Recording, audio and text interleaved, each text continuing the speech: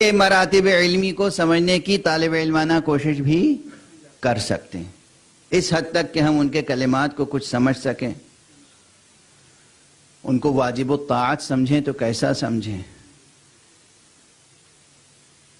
علی کو واجب الطاعت جو نہ سمجھے، اور وہ بھی واجب الطاعت جبری نہیں، اختیاری نہیں، حبی۔ بس ایک فقرہ کہوں گا، سب چاہنے والے ہیں، گریہ کرنے کے لیے اور پرسہ دینے کے لیے کسی خاص تمہید کی ضرورت تھوڑی ہے۔ اس امام کی اطاعت کو کون ہے جو جبر سیاسی قرار دے؟ جو امام اپنے قاتل کے لیے یہ کہے کہ بیٹا جیسا شربت مجھے دیا ہے ایسا ہی شربت میرے قاتل کو بھی دو۔ دیکھتے نہیں ہو پیاسا ہے، تمہارے ہاتھوں میں لرز رہا ہے، خائف ہے، سہما ہوا ہے، دیکھو اس کے ہونٹ خشک ہیں، اسے بھی پلاؤ اور یہی شربت پلاؤ جو مجھے پلایا ہے۔ یہ امام، اس امام کی اطاعت از راہ حب واجب ہے ہم پر۔ یہی امام وہ امام ہو سکتا ہے کہ اللہ جسے منصوب کرے ہدایت خلق کے لیے۔ بس آج شب ضربت مولا ہے، انا للہ و انا الیہ راجعون۔ روایات میں ہے کہ جس سال آپ کی شہادت ہوئی، 47 ہجری میں امیر المومنین پہلی ہی رمضان المبارک سے کچھ بے چین سے رہا کرتے تھے۔ 15 سے آپ کی بے چینی بڑھی۔ یہ بے چینی لقائے رب کے اشتیاق میں تھی۔ شب شہادت جناب ام کلثوم فرماتی ہیں کہ میں نے دیکھا بابا بہت مضطر ہیں، بار بار زیر آسمان آتے ہیں، آسمان کی طرف دیکھتے ہیں اور اپنی ریش مبارک کو پکڑ کے کہتے ہیں ہاں ہاں یہی شب ہے جس کا مجھ سے وعدہ کیا گیا ہے۔ اجرکم علی اللہ۔ علی زمان کو پہچانتے ہیں، علی مکان کو پہچانتے ہیں۔ دیکھو تو صحیح، کیا یہ روایتیں ہمیشہ سنی ہیں نا؟ یہ روایتیں ہمیشہ سنی ہیں؟ کبھی سوچ سکتے ہیں اس جملے کا مطلب وہ کتنا عظیم عالم ہوگا اور اس کی معرفت کا درجہ کیا ہوگا جو شب کو دیکھ کر پہچان لے کہ اسی شب کا وعدہ کیا گیا ہے؟ توجہ ہے اس ایک چھوٹے سے جملے میں، کیا قیامت ہے۔ آنے والی شب، ظاہر ہے کہ ہر شب آنے والی شب ہوتی ہے، گزری ہوئی شب کبھی پلٹ کے واپس نہیں آتی۔ یہ آنے والی شب، امیر المومنین کہہ رہے ہاں ہاں اسی شب کا وعدہ کیا گیا ہے۔ بالکل یہ زمان کی مثال ہے اور مکان کی مثال۔ جب آپ جنگ صفین کے لیے جا رہے تھے تو ایک میدان سے گزرے اور گزرتے گزرتے گھوڑے کو روک لیا اور گھوڑے سے بے تابانہ زمین پر اتر پڑے، جیسے راوی کہتا ہے کہ جیسے کود گئے ہوں گھوڑے سے، اور فوراً 2 رکعت نماز پڑھی، مٹھی میں اٹھا کے خاک کو سونگھا اور اس کے بعد کہا ہاں ہاں یہی وہ جگہ ہے جہاں میرے بچے ذبح کیے جائیں گے۔ اجرکم علی اللہ، اجرکم علی اللہ۔ یہ علی، یہ سب اکثر سنتے ہیں نا، یہ علی ہیں۔ کیا علم ہے، کیا معرفت ہے، ذرے ذرے کو پہچانتے ہیں علی، لمحے لمحے کو پہچانتے ہیں علی۔ کربلا سے گزر رہے تھے تو مٹھی میں خاک لی، سونگھا اور کہا یہی ہمارے بچے ذبح کیے جائیں گے۔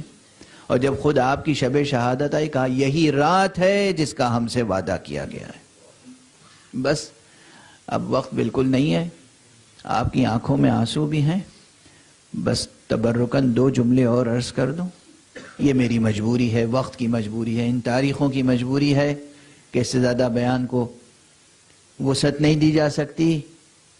شب شہادت علی شب بھر آسمان کو دیکھتے رہے، کہتے رہے اسی شب کا وعدہ کیا گیا ہے.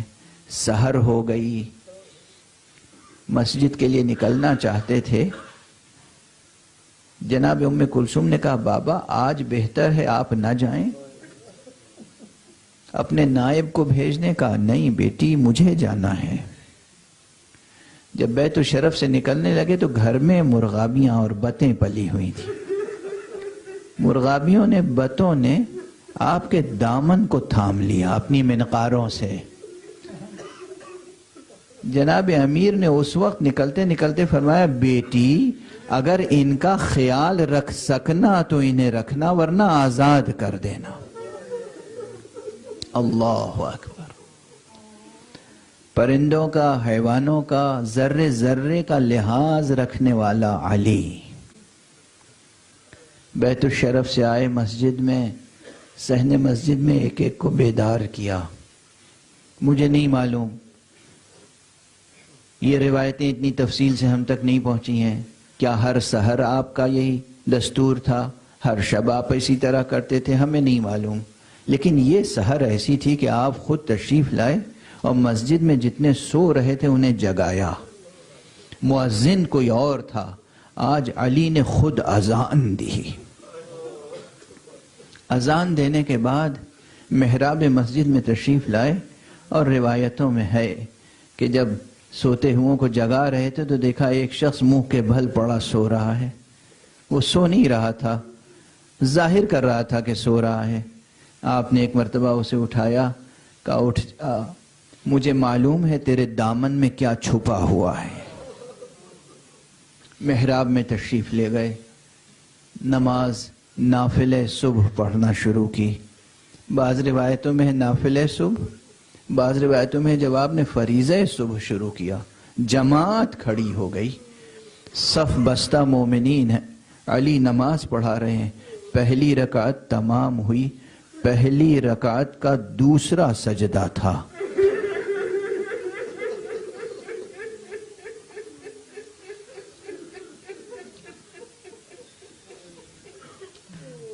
پہلی رکعت کا دوسرا سجدہ تھا جب وہ قیامت ٹوٹی ہے کہ بین زمین و آسمان جبرائیل نے ندا دی، ارکان ہدایت منہدم ہو گئے، امیر المؤمنین قتل کر دیے گئے. الان قد قتل امیر المؤمنین واللہ لقد ہدمت ارکان الہدا. ارکان ہدایت منہدم کر دیے گئے. ایک قیامت برپا ہوئی. بس اذان ہونے والی ہے مغرب کی. میں اس سے زیادہ بیان کو طول نہیں دے سکتا. آپ سب گریہ کریں گے، ماتم کریں گے. ممکن ہوگا تو بعد نماز بھی ماتم کیجئے گا. یہ چند شبیں ماتم کی ہیں، نوحے کی ہیں. مجھے یہ فقرہ کہہ لینے دیجئے. جبرائیل ابھی نوحہ پڑھ رہے ہیں، اہل بیت تک آواز پہنچ گئی.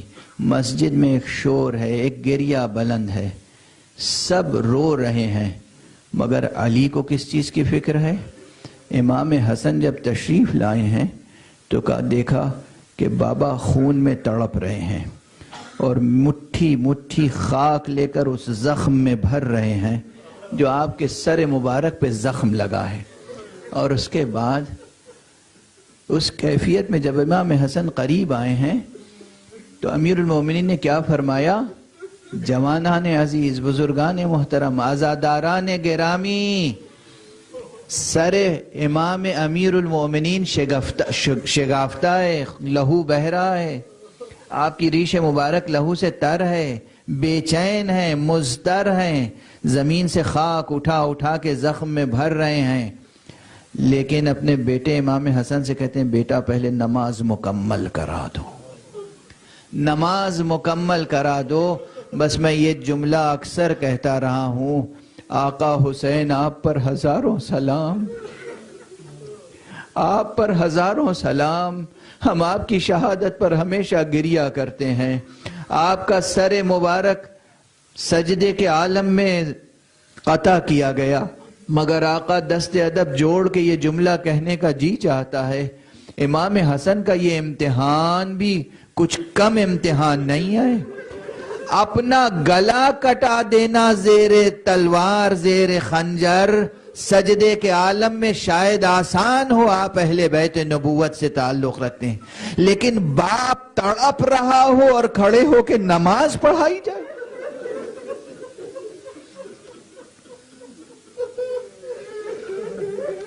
انا للہ و انا الیہ راجعون، رضا بقضائہ و تسلیما لامرہ۔ پروردگار ہماری اس حقیر سی مجلس کو قبول فرما، ہمارے گریے کو قبول فرما، ہماری عزاداری کو قبول فرما۔ معبود ہمارے مراتب علمی اور مراتب عرفانی میں اضافہ فرما۔ پروردگار ہم سب کو معرفت مولا علی علیہ السلام سے بہرمند فرما۔ پروردگار ان عزاداران امام امیر المومنین کی توفیقات میں اضافہ فرما۔ معبود ہم سب کو اہل طاعت و اہل ولایت قرار دے۔